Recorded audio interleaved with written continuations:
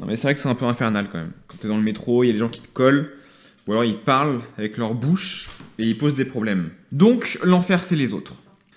Voilà, c'est précisément ça que Sartre a voulu dire quand il a dit l'enfer c'est les... Non, c'est pas ça du tout qu'il a voulu dire.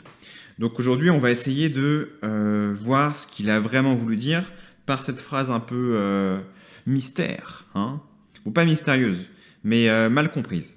Ok. Mais avant de commencer, peut-être que je vais poser le contexte. Le contexte, c'est que il y a un an, j'avais fait une vidéo sur Nietzsche pour expliquer une autre phrase culte qui était Dieu est mort et nous l'avons tué. Donc je rappelle, ce qu'il avait voulu dire par ça, en fait, c'est pas Dieu qui est mort. C'est on arrête de croire en Dieu en Europe au XVIIIe siècle, on devient athée, et le problème que ça pose, bon, en soi c'est pas grave, peut-être pourquoi pas, mais le problème que ça pose, c'est comment on fait pour notre code de conduite. Parce qu'avant, en fait, on faisait tu ne tueras point, tu ne mentiras point, etc. Ça avait au moins l'avantage de nous maintenir dans un ordre social. Voilà. Et donc, Nietzsche, il disait juste, comment on fait maintenant qu'il n'y a plus ces règles? Si je crois plus en Dieu, ça veut dire que je crois plus aussi aux 10 commandements. Donc comment on fait juste pour que les gens ne se tapent pas dans la rue et deviennent des dégénérés en termes de morale et de vertu?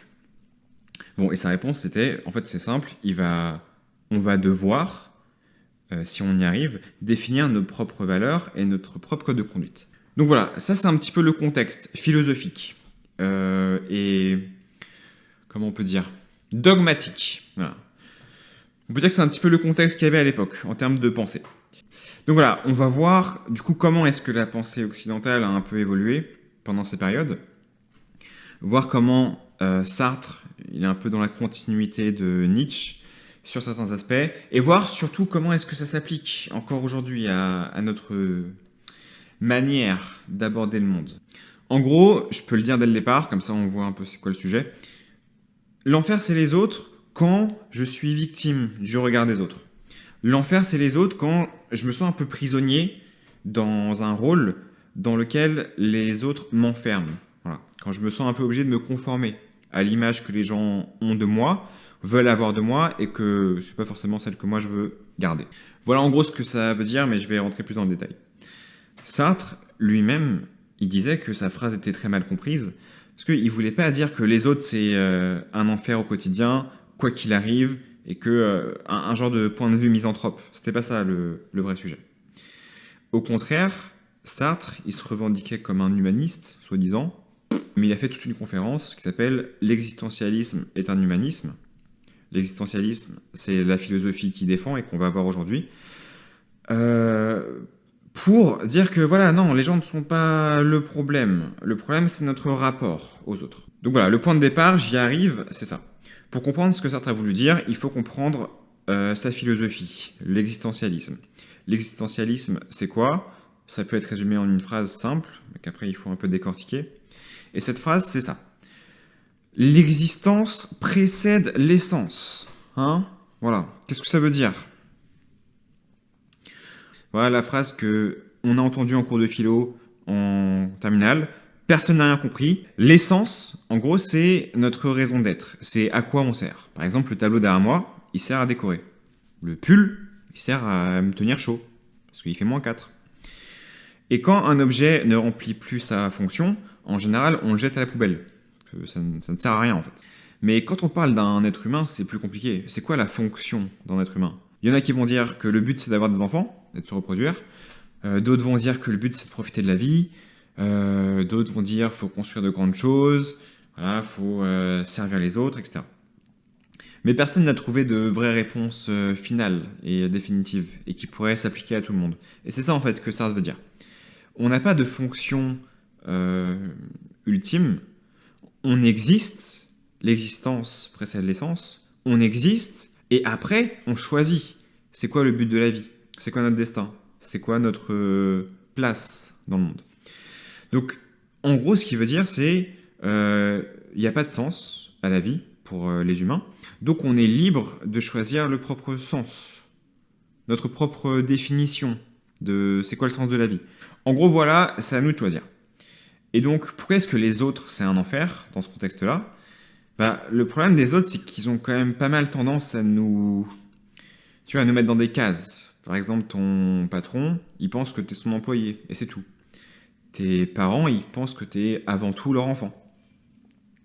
Je sais pas, même un inconnu, il peut projeter sur toi tout ce qu'il pense être un humain normal, comment est-ce qu'on devrait tous se comporter, ce à quoi on devrait tous aspirer, et du coup, tu es pris d'assaut par toutes ces images qu'on projette sur toi. L'enfer, c'est les autres, parce qu'ils m'empêchent de choisir mon propre destin. Ils m'empêchent de définir c'est quoi que je veux faire de ma vie. Ils ont leur propre vision de ce que je suis supposé faire.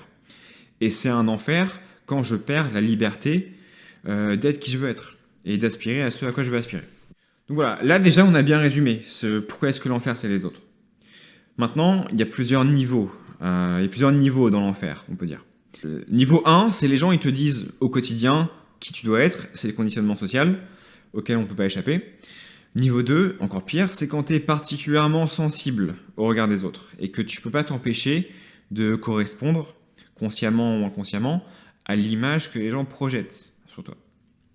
Troisième niveau de l'enfer, et là c'est bien Sartre qui le dit, quand il explique ce qu'il a voulu dire par cette phrase, c'est quand tu as de mauvaises relations avec les autres. Puisque les gens projettent leur image sur toi, si en plus l'image elle est mauvaise, et que tu dois correspondre à cette image, mais c'est terrible.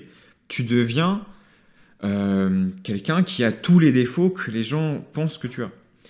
Donc moi par exemple, si quelqu'un pense que je suis nul, ou malhonnête, je vais rester sur nul, voilà. Si quelqu'un pense que je suis pas fort dans, disons, je sais pas, un jeu ou un sport, j'ai pas envie de jouer avec lui en fait. Je veux pas savoir ce qu'il pense, je veux pas savoir ce qu'il dit, je veux rien avoir à faire avec cette personne.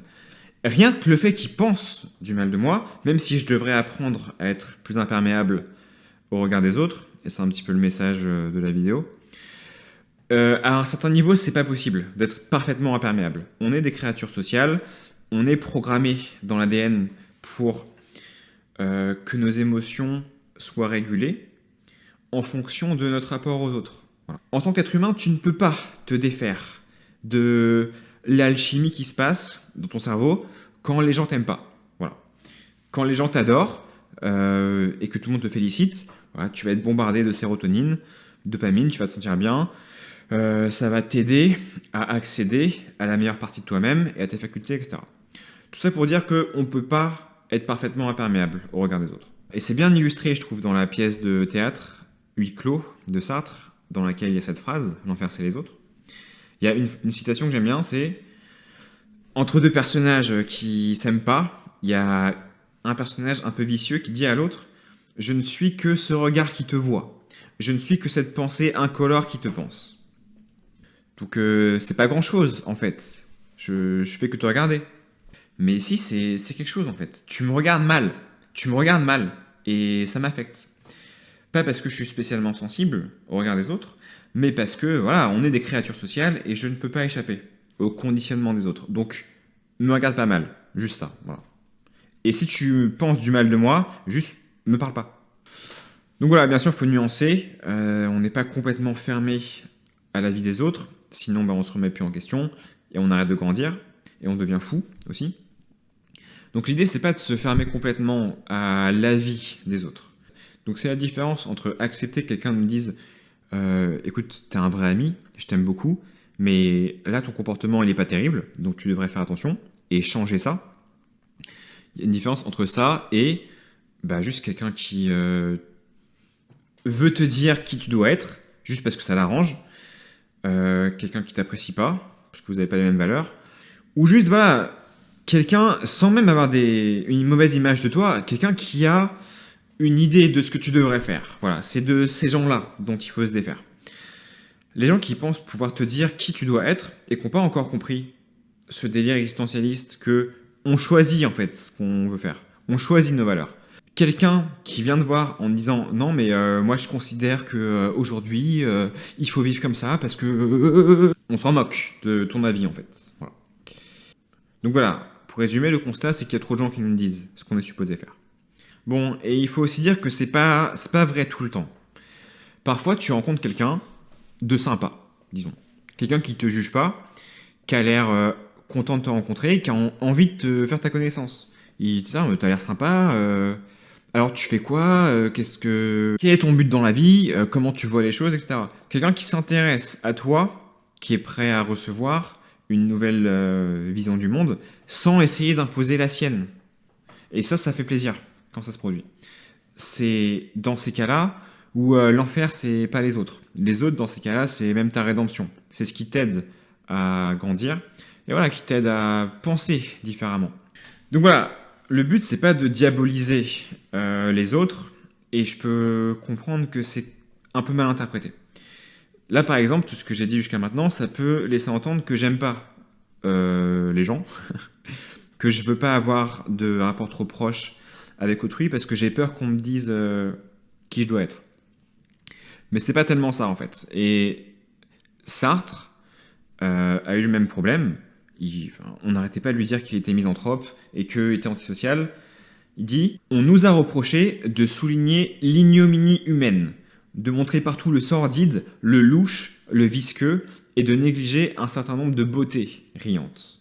Le côté lumineux de la nature humaine. » Donc là, c'est un petit peu pareil. Je suis pas en train de dire qu'il faut se défaire des gens. On a besoin des gens. Et ils peuvent être sympas s'ils t'acceptent comme tu es. C'est plus subtil que ça, en fait, ce qu'on essaye de dire. Il faut réaliser qu'à chaque instant que quelqu'un nous regarde, il envoie sur nous un idéal auquel on correspond plus ou moins. Et quand on n'y correspond pas, eh ben, il va nous regarder mal, il va faire des grimaces. Et on se sent un petit peu attaqué dans notre manière d'être. Ce qu'il faut réussir à faire alors, c'est réaliser qu'il y a ce phénomène qui se passe. Et déjà, d'en prendre conscience, ça aide un petit peu à prendre de la distance et à mettre des barrières aussi. Et à savoir dire aux gens, excuse-moi, je te respecte, mais là, tu es en train de projeter ta vie sur moi et ça ne m'intéresse pas en fait. Donc voilà, pour résumer, les autres sont un enfer quand on les autorise à l'être. On peut pas s'attendre à ce que les autres arrêtent de faire ça et arrêtent de nous dire comment est-ce qu'ils pensent qu'on devrait se comporter, qu'est-ce qu'on devrait faire. Ils vont pas s'arrêter de le faire. Il faut juste qu'on réalise qu'il y a ce processus qui se passe à des niveaux plus ou moins conscients dès qu'on parle à quelqu'un. Et voilà, savoir que c'est à nous de rester bien connectés avec qui on est, avec nos valeurs, notre spontanéité, et voilà, notre manière naturelle d'être. Et je veux finir par cette phrase de Ralph Waldo Emerson qui disait « Être soi-même dans un monde qui essaye constamment de vous en empêcher est la plus grande des réussites. » Quoi qu'il en soit, reste en bonne santé et connais-toi toi-même.